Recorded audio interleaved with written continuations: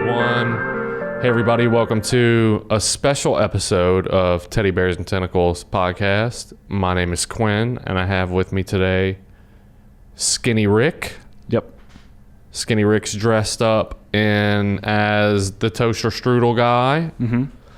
And tell us about that. Yeah, so I was taking a shower the other day, and then I thought, man, I really want a toaster strudel. But I couldn't find one, so I just bought a costume instead. Nice. So Skinny Rick is dressed up as Steve Harrington from Stranger Things Season 3. Yeah. And he works where? The Scoops Ahoy. Scoops Ahoy, the ice cream shop in the mall. The ice cream. Yeah. Yep. It's actually a pretty dope costume. Yeah.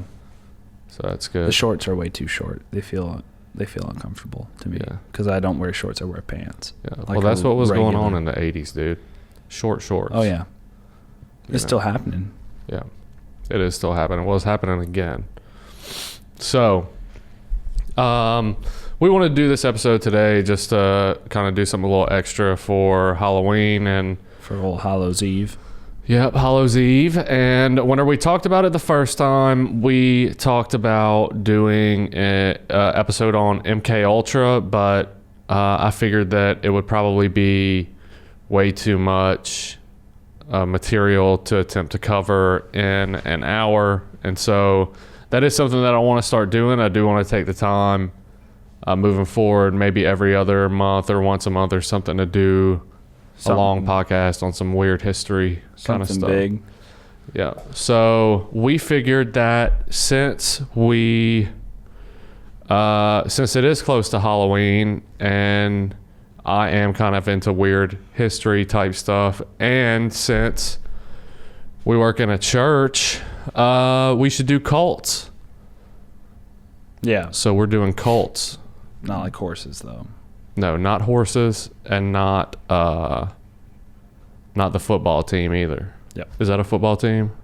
All right. The CULTS are a football team, but not the CULTS. Yeah. They should have one, though. That would be sick. The closest thing to be, like the Wizards. No, that's a basketball team. Yeah. Well, the Magic, maybe. I don't know. I'm not a sports. That's basketball team. I'm not a sportsologist. So we're going to get into that here in a minute. Anything happened this last week, Skinny Rick? I did a Scott board. Yeah. And how long has it been since you did a Scott board? Like before that? Yeah. Or since today? Yeah. When's the last time you were Scott boarding regularly? How long ago was it? Like December of 2018. Maybe November. And can you do a trick yet? Mm-mm. Can you do a jump? Can you ollie yet? Obviously, Not really. know that it's not called a jump. Not good enough. Not good enough to do anything. How long do you think it's going to be till you'll be able to do it? I don't know. Maybe a few weeks. Maybe more. A few years. Could be.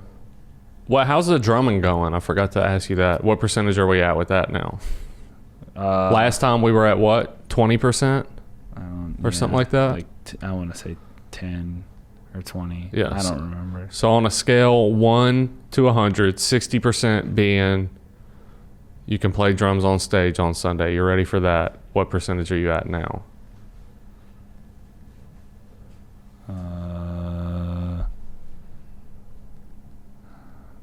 30.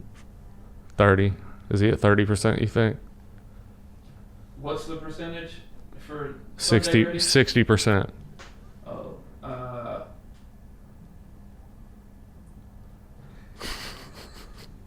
don't know. The 30 would be generous. I think. Okay. So we're going to say... But I'm also desperate. Yeah. So we got Dylan in the room with us today. Dylan is our house instrument. He works for the church, and he's the singer, right? Yeah, sure. You don't think so? I mean, he also does a guitar and some drums. Yeah, but he can only do one at a time. I don't know, dude. Says you. Yeah, says me, dude. What do you think this is? Can't do 7 things at one time. Anyway, I will definitely put a bleep out over that. But we are going to have that part in here. Anyway, do you know how to do bleep outs? Yeah. All right. I just shout into the mic. Beep. All right. Yeah, do that. So anyway, I haven't been doing much. It hasn't been that long since we recorded last. We're recording this on Tuesday. I think we recorded last like 5 minutes ago. Yeah, so we actually recorded this once already. Skinny Rick forgot to hit record on my camera. No, I did press it. I pressed the record button. He didn't press it hard enough. I didn't press it hard enough. Yeah, okay. So now we're recording for sure. So let's jump into it, dude. So cults, I thought, were a pretty interesting topic to go over today because there seems to kind of always be one in the mix of society and throughout history in the U.S. There's kind of always been something weird going on. And we've talked about cults on this podcast before, but not like... We haven't done... We're just going to try and skim over some of the more popular ones and stuff like that. I will say we're not doing Illuminati. We're not doing Deep State. We're not doing... I guess technically the House of Representatives is a cult, but we're not doing any of that stuff. We're doing only the spooky stuff today. So we're going to start out with the Manson family. Oh, yeah. And so I'm sure that everybody's somewhat familiar with the Manson family. Recently, it's kind of come back into the focus of Hollywood and such through Tarantino's newest movie, Once Upon a Time in Hollywood. The way that it plays out in the movie is not exactly how it happened, really. It's actually a lot more cool, but hey, we're talking about the 60s and stuff was weird back then. So we'll start off. The reason that I wanted to start off with this one is because it's one of the older ones. It's one of the crazier ones or more impactful ones since, the 60s and 70s would have been whenever media was really relevant, and also they would have been able to cover stuff. And this also more or less stopped the hippie movement in its tracks. So we're going to read a little bit about it. As the leader of a messianic cult, and this is on biography.com. As the leader of a messianic cult situated in a desert commune in California, Charles Manson prophesied that a race war was on the horizon and that he and his followers would have to be armed and ready. In fact, he believed that it was his duty to usher in the war by ordering his family members to go on a killing spree. On August 8th through 9th, 1969, the Manson family, on orders from their leader, murdered pregnant actress Sharon Tate, who was married to Roman Polanski, who was a child toucher. Why do they... Roman Polanski. Why don't they got the same was a pedophile. last name if they're married? Well, because we're still talking about Hollywood. You know what I'm saying? Think about that. Think about if Angelina Jolie changed her last name every time she gets married. Should have at least 2. Yeah, should have multiple hyphens, is all I'm saying. So most of the time, though, really not trolling. Whenever people get big or famous or whatever off of their name, normal last name or whatever name they make up, then there's no point in them trying to change it, because that's the same thing with like Tom Segura and Christina P. Like that's them. So anyway, so they killed her unborn baby and 4 others, and then also some grocery store owners later on. So Although the majority of the Manson family members who took part in the massacres were condemned to death, after being tried and convicted, the state of California reversed its decision of the death penalty in 1972, commuting their sentences to life imprisonment. And supposedly they claim to have killed 35 people total and buried their bodies in the desert. Whatever remains to be true, the random acts of brutal violence committed by Manson and his family of hippie commuters turned murderers into the decade of love and continues to haunt and confound the world. So another one of the reasons that I wanted to bring this one up first was because I heard some people talking on another podcast not that long ago about how similar the late 60s and the hippie movement were to the social climate of today. And so basically they were talking about how the social tension kind of had this bubble that just felt like it was going to pop at any moment, and that that this was the thing that popped it. And so Charles Manson was just trying to incite a race war, and this is where the term helter skelter, I believe that was written in blood on one of the walls of the victims, and then later became a book. But yeah, so that's pretty much it. I also have heard the theory that he potentially could have been like a part of a control group within MK Ultra. He was juvenile detention centers around that time. I've also heard that he was for sure trying to be a musician, and he was hanging out with the Beach Boys and stuff, and he kind of didn't get in where a lot of other people did during that time. And this was kind of his claim to fame, was his cult and this massacre that ensued. So insane. Yeah, now this was different than your typical kind of cult because they weren't really religious. Necessarily worshiping him or religious. They were just kind of a group of People extreme hippies, you could call it. So trying to do a murder. Yep, trying to do a bunch of murders, dude. So what do you got to say about that?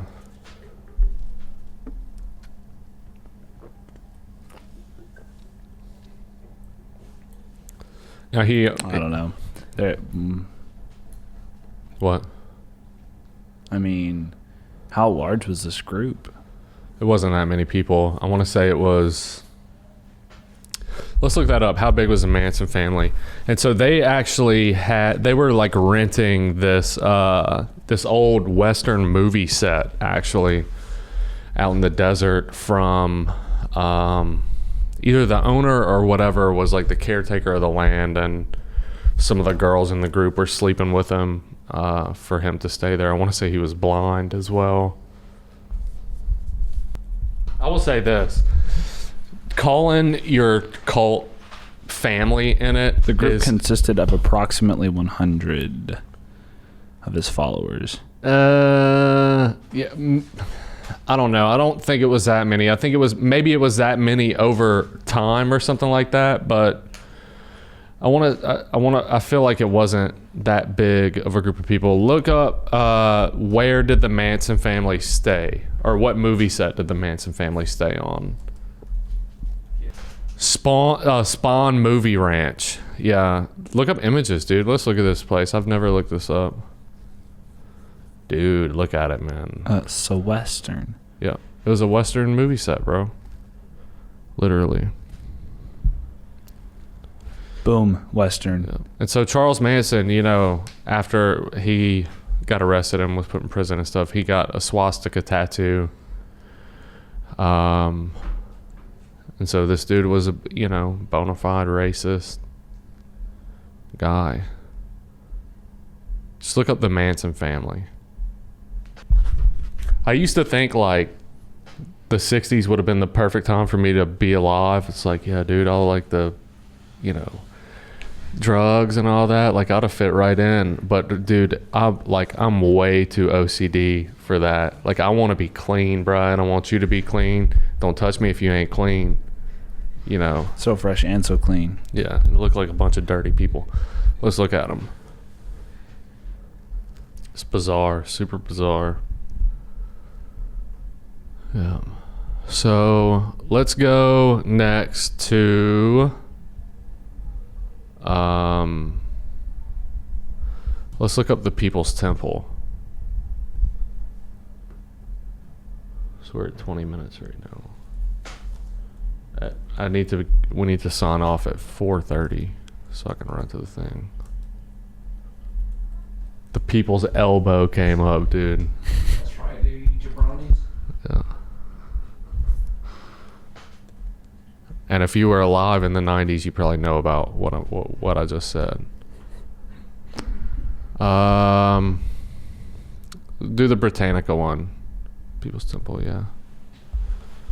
Okay, so the People's Temple, for y'all who don't know, is, you know, one of the more hardcore. I would put this at number one if we're listing the cults by how hardcore they are. And so not necessarily hardcore, but or at least cult leaders by how hardcore they are. So Jim Jones was apparently an Elvis impersonator, who was more or less running a church where he reached out to a lot of broken people. This was in the late 70s, so racism was very relevant. And so a lot of his congregation were African Americans. There was a lot of old people, sick people, young people with drug addiction and stuff like that. Basically anybody who would cling on to any type of support. And this is where the phrase, don't drink the Kool-Aid, or, however you want to phrase it. Don't drink the Flavor Aid. Yeah, that's where it comes from. It comes from this. So we're going to read about this.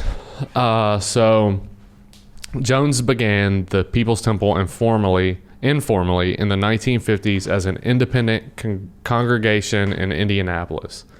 He was inspired by the ideal of a just society that could overcome the evils of racism and poverty. So he was pushing this pseudo like socialism, communism thing legitimately. Yeah. He was Although Jones was white, he attracted mostly African Americans to the group with his vision of an integrated congregation. In 1960, the People's Temple affiliated with the Christian Church Disciples of Christ, and 4 years later, Jones was ordained. In 1965, he warned of a nuclear holocaust and led the movement to Ukiah, California, where members became active in both Protestant ecumenical, and what is that? It's like collective church stuff, so it's like a number of churches. Like a network, sort of? Yeah, so it's like an umbrella term, so you're talking about... You might as well get that mic on, boy. We got a third one. Yeah, so it's ecumenical stuff is basically, it's including like a number of denominations, or it's a number of churches. It's not just one saying so it's just a number of people are being included. Yeah. In state politics, branch congregations opens in San Francisco and Los Angeles, and the agricultural settlement Jonestown was founded in 1974. So Jones's apostolic socialism was influenced by the Marxist liberation theology popular among Latin American clergy at the time. He mixed social concerns with faith healing and an enthusiastic worship style drawn from the black church. He also invited members to live communally in an effort to realize his utopian ideal. Meanwhile, the church was accused in the press of financial fraud, physical mistreatment of members, and abuse of children in its care. In 1977, Jones led hundreds of the group's members to Guyana. A year later, concerned relatives persuaded Leo Ryan, a U.S. congressman from California, to visit Jonestown. So the story from here goes, Leo Ryan goes down there for a few days, and whenever he goes to leave Guyana, he gets killed by members of the People's Temple. And while they're chasing him down, Jim Jones is giving his last sermon in which he convinces everyone to drink the Kool-Aid. And so that is available through FBI archives, that actual sermon, and it is We listened to some of it earlier. crazy. We listened to some of it earlier. He is trying to talk them into It's weird, and we didn't listen to all of it, but he sounds like he convinces them to kill themselves without actually like just being like the way he says it isn't kill yourself. It's he just phrases it different. It's like, I want to go out on like, my terms and stuff like that. Well, yeah, he he convinces them to, like I said in a podcast recently, he uses a lot of MK Ultra type stuff to for people to persuade themselves to do it. So things like, first he tells them that the cyanide is a non-violent cyanide. There won't be any convulsing, any of that stuff. Just give it to your kids first and it'll be fine. And of course, once you give it to the kids and their parents will witness them dying, then it'll be much easier to convince the parents to take it themselves. During the sermon, he gives the microphone to various people who are just more than willing and vocalize how willing they are to commit suicide for socialism and communism and this guy's ideals.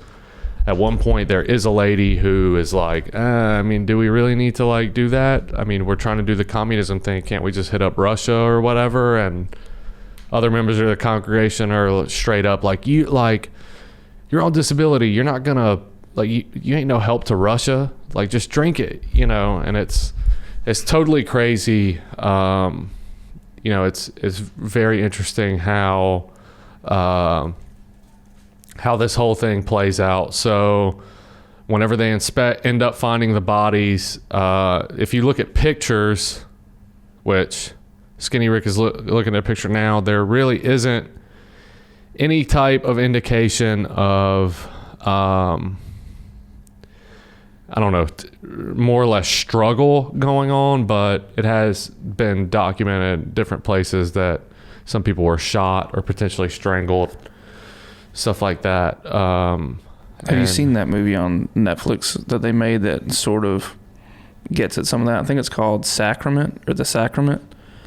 It's like a found footage film that they make, and they take some liberties, but it ends up basically this young lady, she runs away from home, and her friends come to find her, and they're won over by this commune that she's on. And it turns out that eventually you sort of realize as it's happening that, oh, this is Jonestown, at least as you're watching the film. And they allude to that as well. There's people who, as these people take it, they begin to either convulse or they're vomiting, or there's all these things that are happening and they're freaking out and people don't want to take it, so they start running, and then they start shooting the people who aren't willing to take it. Now, who knows? We don't, but yeah. I've heard different theories on this. I've heard that, this guy was, he definitely was drugging the congregation. There was a lot of different, downers and stuff supposedly that was being passed through the camp. He was on amphetamines himself. There's really no telling, exactly what happened. The question at that point is like, with him killing himself, what is, what's actually gained from them just killing people that don't want to take the stuff? I guess at that point if he believed in that ideal and his ideal so strongly that he figured that was the only way that it was gonna push itself into mainstream society and make some kind of a point or whatever he was trying to do. But I'm not really completely sure. I just think that he's one of the more fascinating cases of this whole thing, because it seems like it was all very well planned out. It's just at the end he was just taking too much drugs, man. That's what it seems like, really. And so he had, I've said this before as well, he had a son that the People's Temple did have like a basketball team, and they were gone. The son and the basketball team were gone that day from Guyana. So his son is actually still alive, and I want to say his son is actually like a motivational speaker or something like that. Yeah, look that up. Look up who is Jim Jones' son. That's crazy. According to this, the one son, Stephen Gandhi Jones, is he just works as an office systems installer and arrange furniture and does office interiors, according to this one. But when people ask him about his history, he says that he was in volunteer work overseas. Yeah, he tries to that might keep be it pretty one low key. son. So this one says that he's a medical equipment salesman. Maybe they're talking about different sons. Yeah, this is what this is saying that I found is about, again, it's saying Stephen Gandhi Jones. Oh yeah. That's one of the sons. I want to say that one of them was something like a motivational speaker or something like that at one point.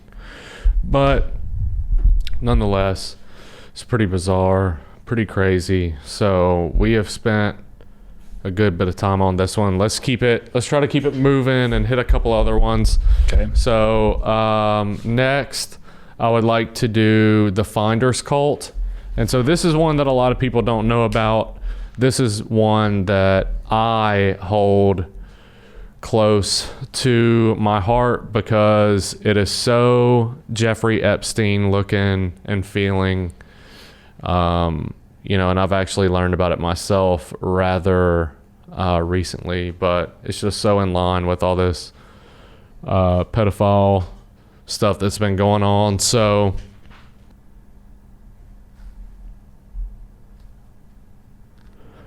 okay. So the FBI, so this is actually an article from 3 days ago. So the FBI released documents on Friday detailing a probe into the Finders, a secretive group that was allegedly connected to the U.S. government. Allegations concerning child abuse committed by the group were brought to the attention of FBI agents after tips were relayed to the Department of Justice from people including U.S. Congressman Charlie Rose, according to declassified document dated October 27, 1993. Scroll down. So, FBI agents searched for information about the group and found a reference to it in an FBI file concerning an arrest of 2 men in Tallahassee, Florida in 1987. Police officers there found men with 6 children who were playing in a park while unkept and neglected. The 2 subjects with the children could not initially provide sufficient information as to their legal custody and were uncooperative regarding the identity of the children. Information developed during these arrests, including the children disclosing they were from the Washington area, prompted Tallahassee officers to contact its local customs office. So they find out that they're called the Finders. Keep going down. So grow up. I'll just go ahead and say the stuff. So for whatever reason, it's super hard to find information on this, but what ends up happening is that someone reports at a park these 6 children with 2 men. The men are dressed in like business attire. The children were described as like wild looking, so probably no shoes, dirty, nasty looking. Police go, they investigate. In it, they find child porn. Pictures of these children doing different sacrificial ceremony stuff. I think they were sacrificing some kind of an animal with like hooded figures around them and stuff like that. They find an old computer, which after they get into it, they find transmissions that go to China saying that they have blonde children for sale. And then finally, whenever they go through this stuff, they ask the guys where they're going. They say that they're taking them to some special girls thing in special girls school in either Mexico or New Mexico or something like that, and that they were doing it to wean them off of their mothers. And they also went to the mothers and interviewed them, and the mothers were like, what? They're just what are you talking about?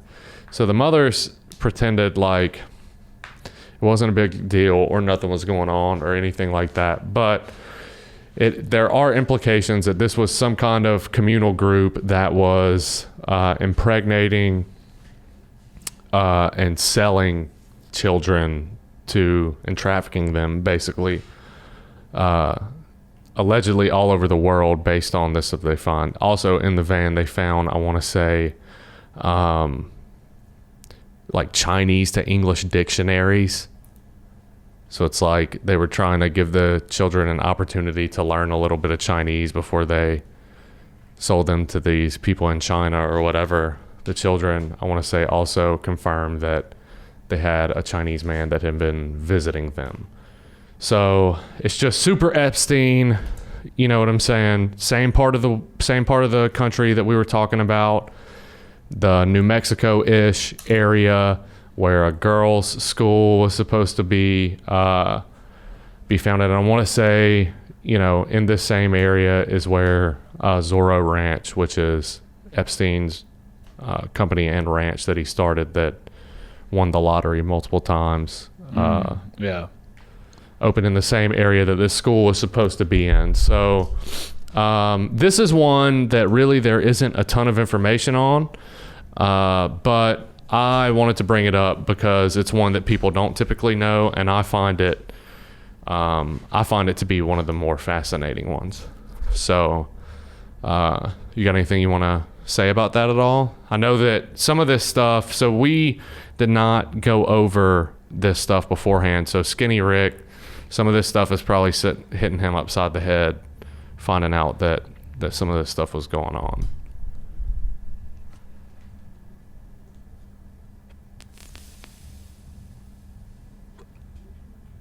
I don't know. It just seems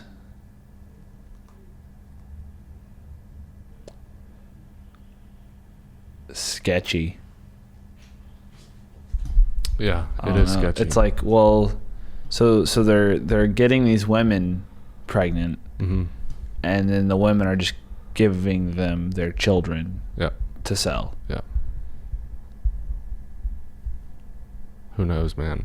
It's very similar to, remember recently we found out the guy who was getting the Micronesian women Yeah. and bringing them to his place in where? The same area-ish. I told Texas you, or dude. something. It's because that area. What else are you gonna do out there? It's Dude, just open. Yeah, but not do sex with kids. You could. Well, you shouldn't. No, I'm just saying. It's like they're out there doing that because there's nothing out there. Yeah, this is true. Well, they should Dude, probably move to where this stuff when is. was the last time you saw a ranch not out there? Never. That's the Yeah. definition of a ranch, Exactly. dude. Out there. Exactly. Ranch, where is it? Somewhere out there. It's in the either out Southwest. there or it's on your salad. Either one. Yeah.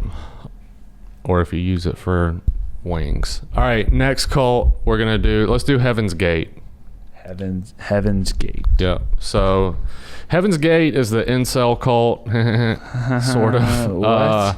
So what it was a group, I want to say based in California. Dude, I swear. What's most bizarre about this is that there are still 2 members that are still alive that allegedly will contact you if you or potentially may contact you if you try and contact them through the Heaven's Gate website. So let's not Wikipedia. Let's go to their website, dude. Yeah, dude, go to the website.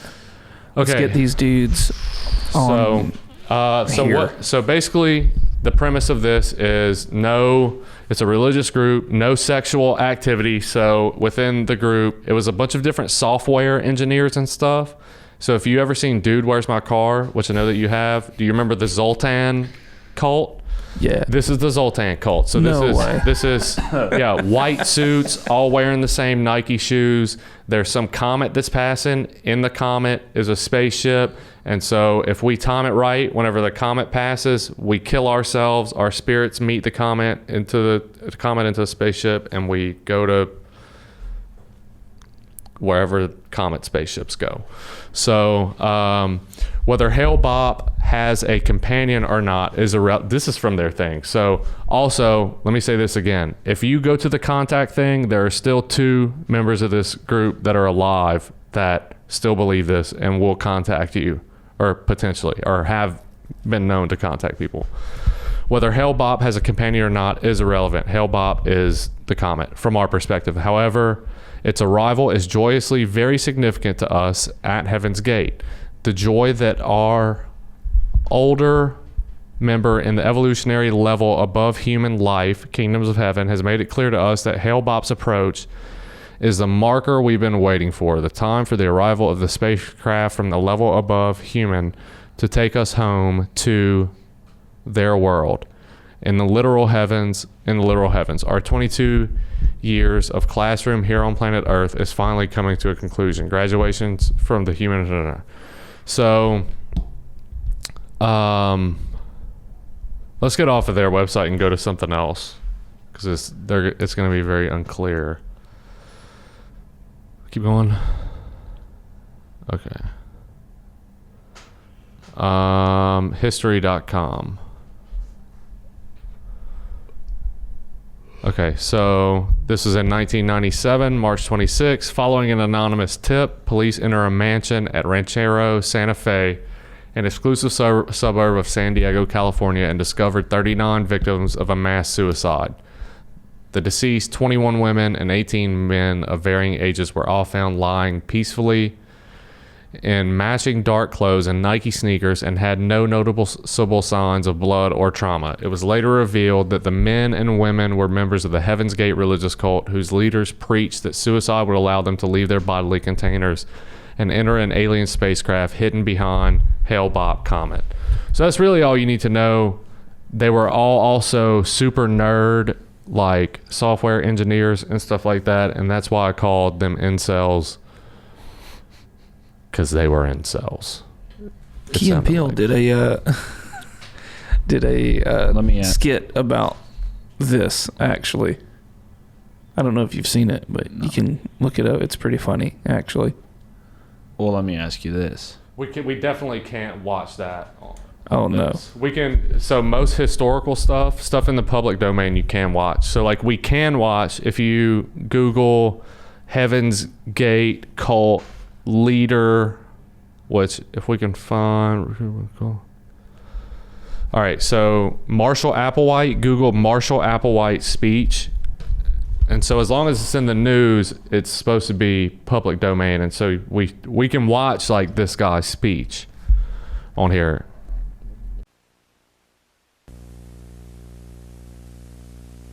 Classroom, or in old language a couple thousand years ago, disciples, those who are trying to prepare themselves for entry into the evolutionary level above human, synonymous with the kingdom of God, the kingdom of heaven. We're going to talk to you about the most urgent thing that is on our mind, and what we suspect is the most urgent thing on the minds of those who will connect with us. We'll title this tape Planet Earth About to be Recycled. Your only chance to evacuate is to leave with us. Planet Earth about to be recycled. Your only chance to survive or evacuate is to leave with us. So MK Ultra, dude. Now, Repeating things multiple times like that pretty bold is super brainwashing technique. Is it? Yeah. Yeah, it is. I mean, that makes sense, but Yeah. it's You've never heard like if you like, you know, repeat someone's name back to them multiple times within a conversation, like the it makes first them time that you feel meet a them, certain way or whatever. Yeah. It's the same concept, but they've also, you know, this is like classic MK Ultra type stuff, is saying, you know, things like that. Like if you ever, you know, in Push, what's his name talks about it in Push about how just, you know, pushing through like repetition. Oh, I see. I got you. Usually just plant something in your mind that you you know. I'm just sure gonna it trigger gets something. wild, but I mean, it's not like, what's crazy is it's not that different than what you would hear some Christians talk about when they talk about like the end of the world, Yeah. which is what is so Yeah. weird, very weird. about it. I can tell you right now, anytime someone's trying to talk to me with their eyes That big? 90% or more open, I'm not listening. Yeah. You lose me right there. That's where it's at, dude. I mean, if you try to approach me and you're that bald, I'm not gonna. And that skinny. Nobody that skinny should be also bald. That's why I got to keep all this hair on my head. Yeah. You got to keep that, dude, or you'll end up, you know, trying to take a few people to heaven. So I want to say what they ended up doing was actually Well, they did. wrapping plastic bags around the people's heads and doing that. Killing them through suffocation. Well, I think they like didn't- injected them, put them to sleep, and then put the bags over well, their if heads. if you didn't, well, yeah. Let me ask you this: if it's the incel group, but it's a cult, which contains men and women, why are they still incels? It's not an actual incel group. I'm just saying, like, the ideals that this guy pushed was like no sex, no marriage, no, like, it was the way that he kind of presented it was like, we are literally in these like Containers or Yeah, vessels, so it's like it's keeping yeah. your vessel and they funded clean. it. They don't taint your vessel with. Yeah, they literally funded it by doing freelance software design. Like, legitimately, that's how they funded this cult. And so, like I said, he, you know, towards the end of it, he had talked some of the members into castrating themselves and stuff like that. So I'm not saying they're actually incels. They're just, I was about to say if you castrate yourself, you are the actual definition of involuntarily celibate. That is what you are at that point. But I don't know. That was voluntary. Unless Yeah, someone but- held you down. I guess. I was gonna say they could have been a good hang until you said that they started castrating themselves. Mhm. It's like, you know, like I'm down to clean. Like I don't know, like I'll That's use how your you help. get You in can it, set up dude. you can build That's a the website for me. You can fix my computer. That's the first step, bro. Yeah. Don't be Into them, don't be messing into with me, them bro. getting you. Look at me with them eyes. That's like whenever and what's his name used to hang out at Mate Factor all the time. Oh It's yeah, like, dude, with Hushai and Baruch. y'all are hanging over there a little bit too long, bro. Before you know it, you're gonna be walking in the house without your shoes on. That's right, dude. Taking that Hebrew name, Yep. boy, with the It's only 12 a matter of tribes. time, Dude, did I tell you about how they took me over there and they showed me their kitchen, and I met like all the ladies that stay over there, and they showed me their chicken coop where they cook the bread, all their stuff for their like lawn company. Showed me, like, they took me through the whole house, let me play the guitars that they make and stuff. It was crazy. Yeah, I'm not. They do it all in house. Hushai was his name. He's was like, you've got to come see. And I mean, like, it's wild in there. They do everything Yep. in house. They're trying to get you to by bringing you over there. They want me to take that Hebrew name, boy. What would be your Hebrew name if you had one? If I had to pick one, Yeah. Is it not just your name in Hebrew? no, you take a different one. I forget because like Baruch's I'm not doing that, Baruch's name was like Shane or something before. And there's also, have you ever been to Mate Factor? There is or at least there used to be a mural of like the apostles in the boat, like fishing.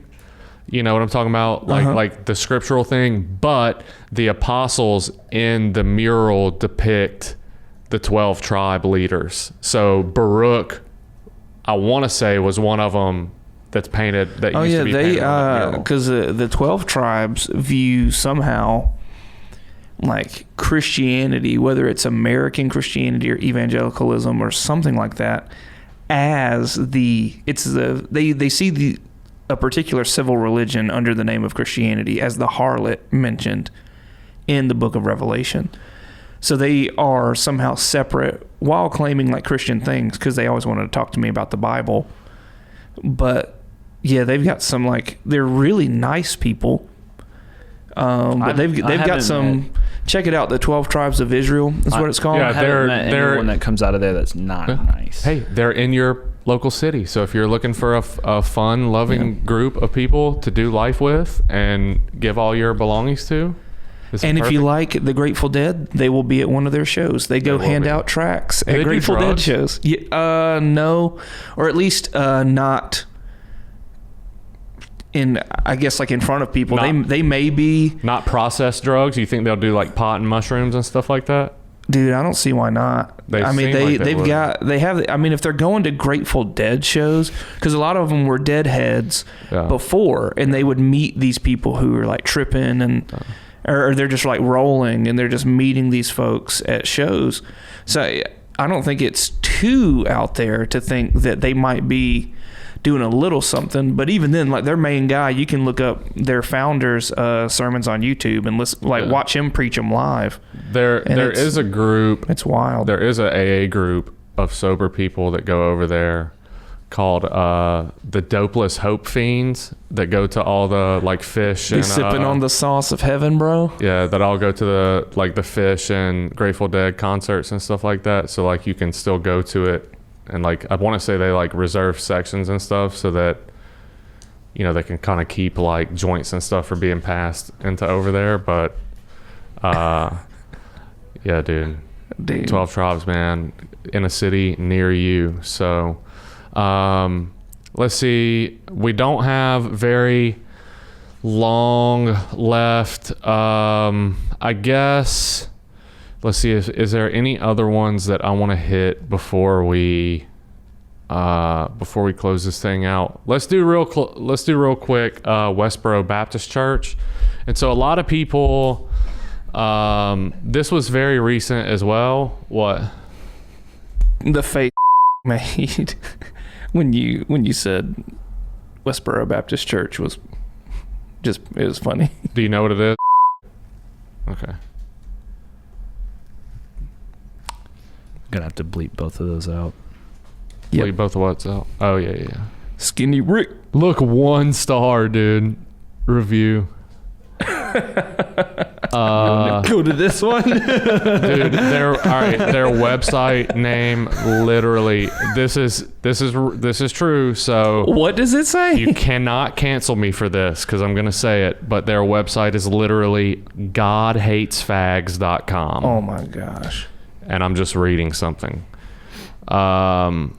Let's see. Let's go to. Keep going down. You don't want to go to their website. Dude, look at that sign. Repent or perish. Free will. I is will a say they satanic lie. got sign game for sure. The wages of sin is death. These are all signs. Like I'll credit where credit is due. These people got sign game for sure. They ain't out All right, there get writing. me with, off of this, dude. They please. ain't out there writing with Sharpies. They- Whoa. Go forward. Dude, they're still allowed to post stuff on the internet? Well, I mean, This sermon was from 2 days ago. the internet. It's their website. A sermon? Play that thing. Hit that play This? button. Yes. Full of flesh, I'll drop and rise to seize the everlasting prize, and shout while passing through the air, farewell, farewell, sweet hour of prayer, and then face to face. So, really glad to see you all. I'm thankful to God for you all.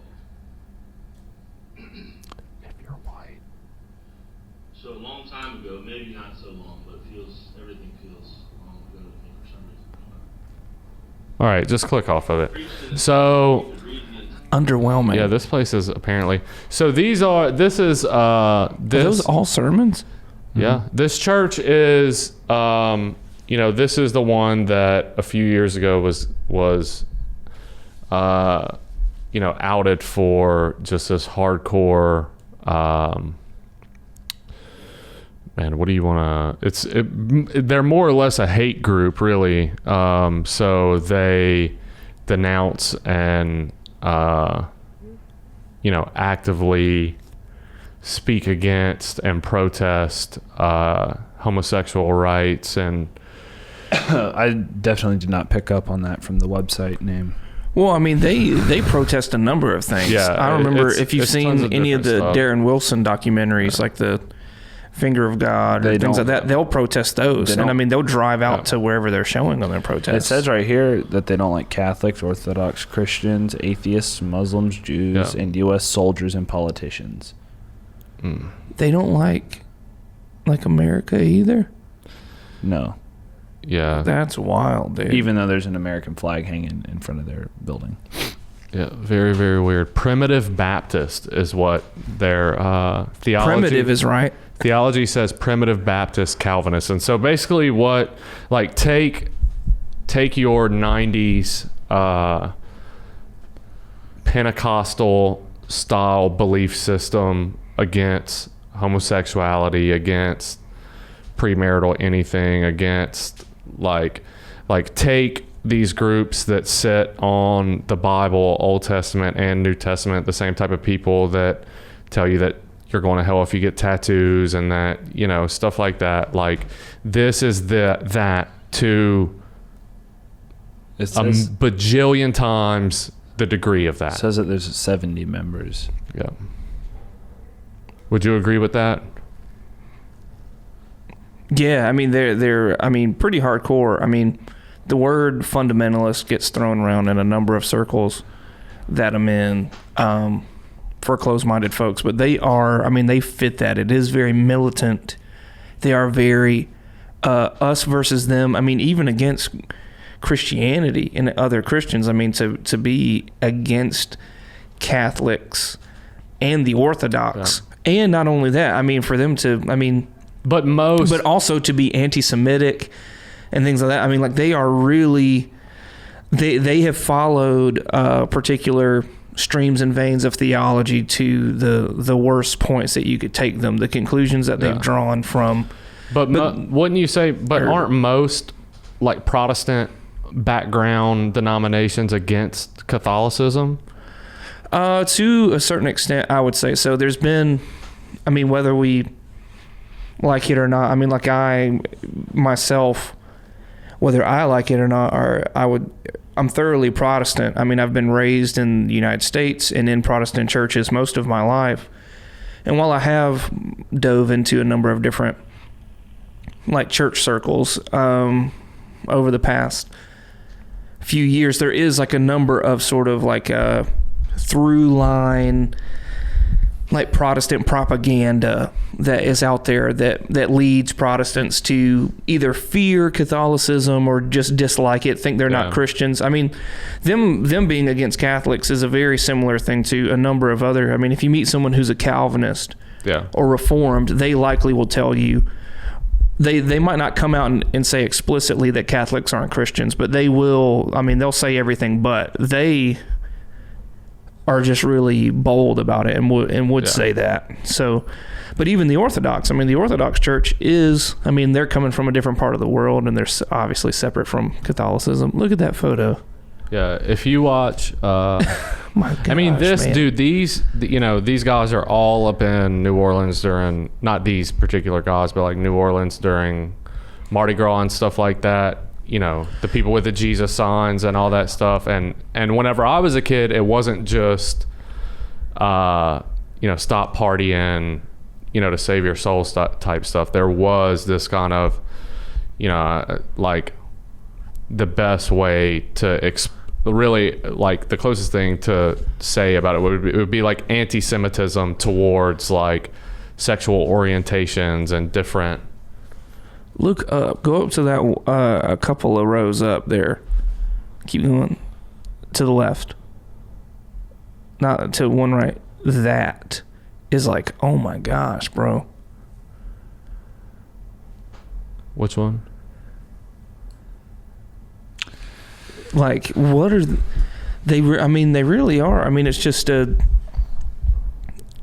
Oh my gosh, just a hate group. Yep. So, it's so absurd. Two of those signs said, "Thank God for dead soldiers," and the other one said, "Your pastor is a whore." Correct. And this one said, God killed your sons, and then pray for more dead soldiers. And it's so absurd to think that, I mean, that this would be... Well, it seems very counterintuitive to... Like, for somebody to call this Christian is absurd. So, like... Because obviously... Christian, like, there's a lot of different denominations that believe different things, but they generally hold to the same, core beliefs. But like, the selling point of Scripture, the gospel, is about Jesus dying for our sins. So to have a group that talks about God hates you and is going to kill all of you just seems like, well, okay, so why would God send his son to die so that and then just still come and kill people? Like, well, I actually talked about this with my small group lately. So, I mean, for them, it would ultimately just be that God is free to do what he wants. So God doesn't do good things. They're good because God commands it. So if God were to decide to kill your son, that's just they're saying it's good because God decided. Because it's in his will, basically. Yeah, and I mean, I think that's utter garbage. It wouldn't have happened if it wasn't part of his plan, and so... And not only them will say that. Be grateful for that, because your child was a part of that. Yeah, and not only them will say that, but the things that they're saying is just... Like, I knew a bit about them before, and was like, yeah, they are not my favorite. Like, I don't like them very much, but this really is. I mean, almost for them to be lumped in with the Christian faith. I mean, they're quoting the Bible, but it's not can quote the Bible, right? I mean, and that's why, just because it's biblical doesn't mean it's Christ-like. I mean, well, it talks about even the demons believe. And we got photos of them up here. Yep.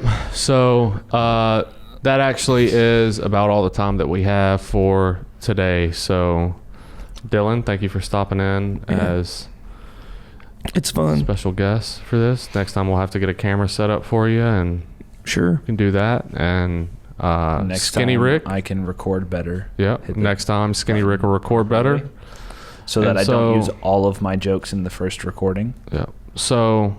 Thank y'all for watching the Halloween episode.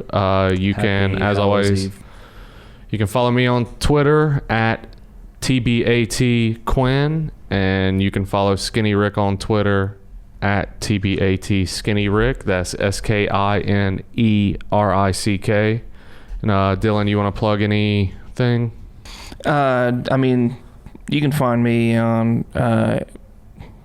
Instagram or Twitter. I'm just on, it's just my name, Dylan Puckett. You can look it up, and if you find me, you find me. Yep. It's Dylan Puckett. If you find him, he's there. So thank you all again, and everybody have a good week. We'll see you all on Monday. Peace. Bye. All right.